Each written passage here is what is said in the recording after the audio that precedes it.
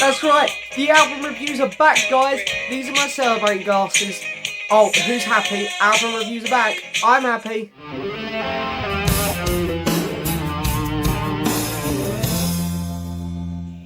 Crossbows are broken,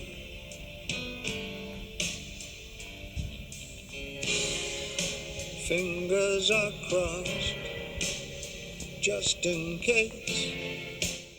So that's right, hello, and yes, welcome back to another video, guys. Excuse my silliness at the start there. You know me, always trying to bring some sort of light-heartedness to this channel. But anyway, welcome back to another album review, guys. Oh my god, it's been like nearly 2 months since I've said that. Look, it's David Bowie. It's going to be a David Bowie album. I thought we had to come back strong. And yeah, I thought Bowie was the way to go. You know, he's top dog. So yeah, we're going to be going over The Next Day today, his 2013 album release. So yeah, before we get started though, I will say one thing which isn't going to happen in this review, which happens in all my other reviews, is there's going to be no album ranking board.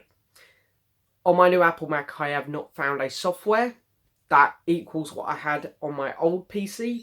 So if you guys have got any suggestions though, any Mac users out there, please let me know in the comments where I can make something similar to my album ranking board that I had previously. Anything that's free on a Mac be fantastic. But anyway, so we're going to do the album review like normal. We're just going to forget about the album ranking board, unfortunately, for this one. Wow, the sun's coming out. Shut these blinds. Wow. So yeah, we are still going to do the usual though. Other than that, we're going to go over a bit of information on the album. We're going to go over each track individually, mark each track individually out of 10, show you my copy of the vinyl record, and mark that out of 10. Then we'll add up all the scores given, divide it by the total number of scores given, and that's going to give us an overall marking for this album out of 10. And then we'll finally be done. Whew. Shall we get started? Because there's 4, 8, 16 tracks on this. It's a big album. So let's get started. So this was the 24th studio album from Mr. Bowie, released on the 8th of March 2013. Hit number 1 in the UK and hit number 2 in the US. The album was announced on Bowie's 66th birthday and immediately went on pre-order on iTunes.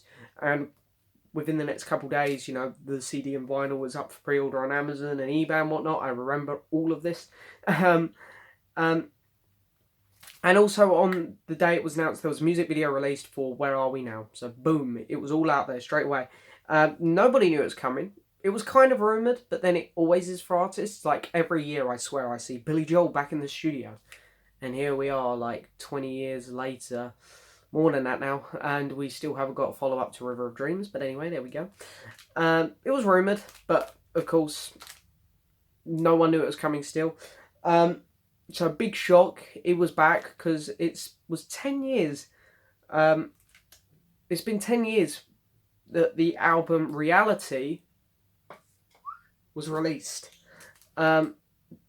People believed he retired. Everyone was not expecting another Bowie album, and boom, he was back.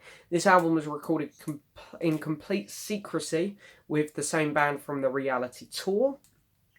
A lot of the songs were recorded, not all of them, but most of them on this album were recorded as they made the song, they made the tunes, and then Bowie would just layer his lyrics and then sing over the top. So a lot of this was generally an instrumental album at first. Bowie and the band just went and made some fun tunes, and then boom, we just laid the layers of lyrics and vocals over the top. And it ended up being quite a packed album. So yeah, really excited to go over these songs. So without further ado, let's get started on the tracks. The opening track, of course, is the title of the album. And it opens with this really raw sound, especially coming through the guitars, which sets a really good tone for this album. It's a great throwback on the vocals, I think, though, at the same time. Because even though you've got this raw, new Bowie sound, as Bowie always does, every album has a different feel. And this one does give off that much more raw feel, very guitar-driven, almost Earthling type. I know that's a bad comparison, but it almost makes sense at the same time. And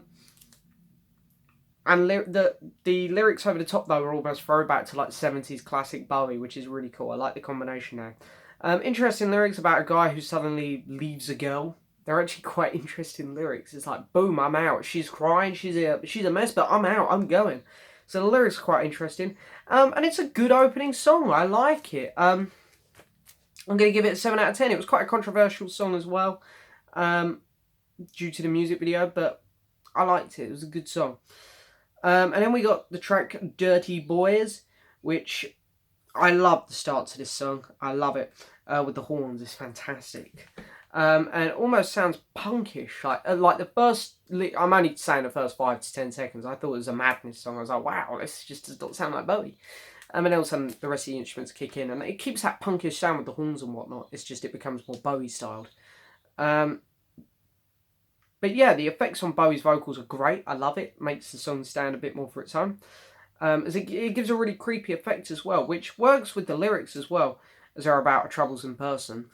Quite a bit of a depressing tone to the lyrics, which is why the lyrics or the effect on the vocals make even more sense. So I'm going to give Dirty Boys an 8 out of 10. Then we get a track called The Stars Are Out Tonight, which has this fantastic guitar riff. Not only does it start this song off incredibly well, but it also carries throughout the whole song, and it just sounds awesome. I love it. His vocals are just so good on this one, possibly his best vocal performance after Where Are We Now, but we'll get to that song. And it just shows how well he's aged. Not all musicians age that well, and a lot of the classic rock ones don't. But this is why Bowie did, and he's kind of proven it on this song. His vocals just sound so good, and I love them so much. Just awesome stuff.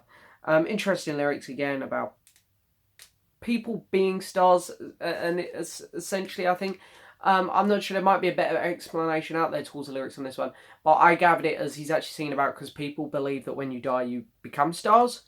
And it's kind of, the lyrics kind of talk about that a bit, but it's good. I'm going to give this song a 9 out of 10. It's a really, really awesome song, guys. Really good song. And then we get a track called Love Is Lost, which is a very keyboard-heavy song. And at the start, it is almost a throwback to the 80s Bowie, which is really cool. But then, of course, it takes its turn. The instruments come in. It takes a bit to get going with a slow start, but it's a good song. Interesting lyrics again. Girl leaving one life for another. But the song has a really good chorus to it. It's really catchy, really fun.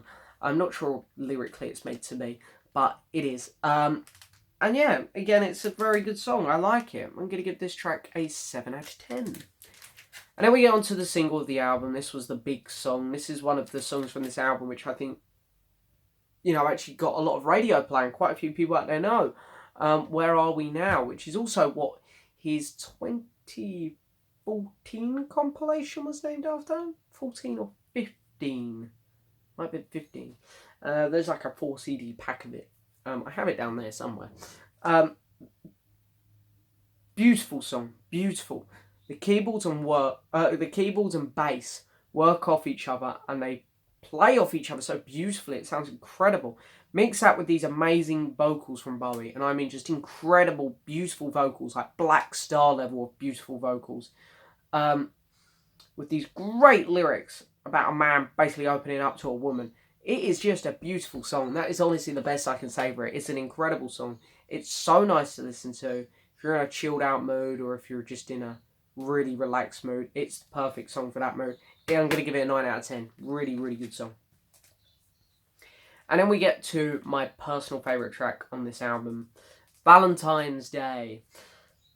Bit of a foot tapper. It's a little bit of a guilty pleasure because I know it's not really as good as Where Are We Now, but I personally prefer it because it's just so fun to listen to. It's got a great rocking guitar. Bowie's vocals on it are incredible. Great lyrics, and I love the chorus. It's so catchy. Everything about this song works. Everything. The vocals are just incredible. The guitar riff on it is fantastic. The drums and the bass are incredible. I'm going to give this song a 10 out of 10 because I generally could not think of a single thing about it I don't like. It's a perfect song for me. And then we go to a track called If You Can See Me, which almost sounds like U2 at the start. Almost sounded like Bono doing some backing vocals there. It was fantastic. But then, of course, it turns into a much weirder track. Something that you could never imagine U2 doing. But I love the effect on Bowie's voice. And the bass is good. But it is a bit of a weird track. And I love it when Bowie experiments because 99% of the time it turns out really good. This one just turned out okay, I think. I'm going to give it a 6 out of 10. I always say above a 5 is still good, below a 5 is bad, 5 is average. So 6, not a bad effort, but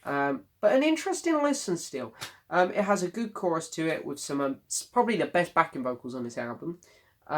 It's kind of like every song has a best bit about it. Like Dancing in Space had the best keyboards.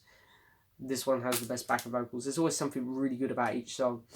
But yeah, it's a good song, but I don't put it on too much because it's a real downer. But I'm going to give it a 7. I'm going to look at it as the song that it is and appreciate it for what it does. Then we get a track called Heat, which takes a bit of time to get going and sounds more like a Black Star track, but like a not so good Black Star song. Because I absolutely love Black Star, which I've got right here. It's one of my favourite albums ever, probably. I absolutely adore it. And this song sounds like it come off that, but just not as good for some reason. It's not a bad song. It's okay. It's just very meh. I'm going to give it a 6. Then we get a track called So She. And I love the throwback guitar at the start. Almost sounds like something out of the 60s. It's fantastic. And it turns into this really fun song with great vocals and just really fun song to listen to. I really enjoy this song. I'm going to give it an 8. Then we got a track called Plan, which is the instrumental. There always has to be an instrumental track on an album, it seems. And a lot happens in it. But at the same time, it's not a great instrumental. It's not like a fun, energetic one. It's just Bowie experimented again, being a bit weird, which I admire. I like it. It's a good listen. But at the same time, it is kind of forgettable because of those reasons. So I don't think it's bad, but I don't like it that much. So I think 6 sounds perfect for this song. And then I'll Take You There is the closing track, which is very upbeat, fun, and rocking again. Great vocals from Bowie. Enjoyable lyrics as well. I'm going to give it an 8 out of 10. Really good closer, actually, thinking about it. But anyway, that's all the tracks. Phew, that was quite a few. That was a nice 16 there. We'll do a shorter album next time. Here's my copy of the vinyl record. It is not out of shrink, so we can't look at the gatefold, but I've seen the gatefold and there's not much to it, I don't believe. I believe it's pretty plain. So anyway, here's the cover, which of course, as you can see, David Bowie Heroes. This is the Heroes cover, and I've just literally gone... And it's exactly the same on the back. You've got the old Heroes back, you can even see the lyrics, and they've gone straight over the top. I've seen... I can't remember if it was in that documentary that came out after Bowie died, where it talks about basically the making of this album and then Black Star. I think it was on BBC. Might be on ITV or something like that. I believe it was that, or maybe in one of my Bowie books that I got somewhere. You can see all of his albums with this swacked on it. Sometimes it was a star that said the next day on it, like they done it for Ziggy Stardust and Hunky Dory. Let's Dance. They literally just took it, plastered this over it, and this is the one Bowie liked the best. He really liked it. And you know what? It's grown on me over time. I don't mind it that much. It's an okay cover. But overall, it's pretty plain, this album, in terms of design, like the inside. Nothing special to it. The inner sleeves are pretty cool. I'll show you one of the records.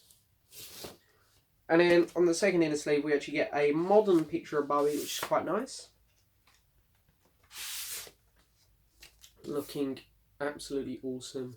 And we've got some info about the album there. I'm going to give the artwork a 6 out of 10. It's not bad. It's not as bad as people make out, but it's nothing too special.